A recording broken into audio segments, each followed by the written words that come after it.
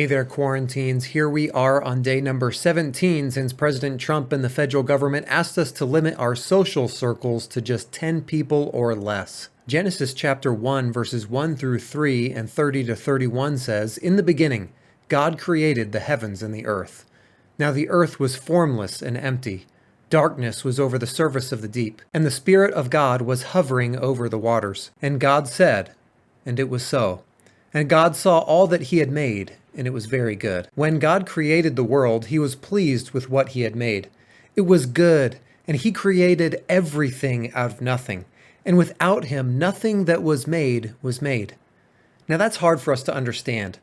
God needs nothing, and God is sufficient in and of himself. Yet he made the earth and everything in it, demonstrating his power and his creativity and his love. One of the things that he had made that he was particularly excited about was people. When God made Adam and Eve, he said, "Let us make mankind in our own image, in our likeness, so that they may rule over the fish in the sea and the birds in the sky, over the livestock and all the wild animals, and over all the creatures that move along the ground."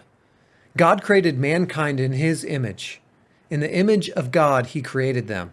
Male and female, he created them.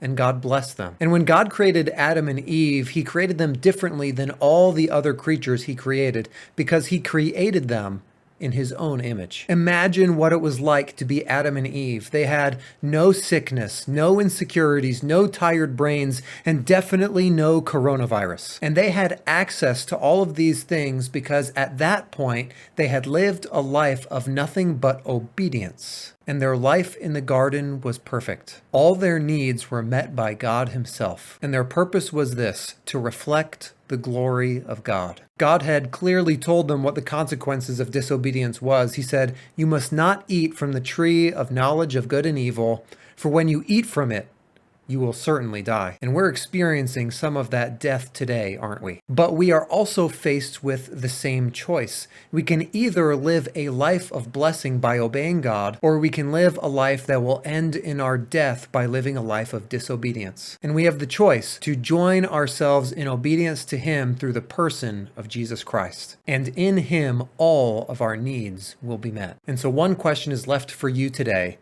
Will you choose obedience to God? Thanks for joining us here on day number 17, and we hope to see you tomorrow.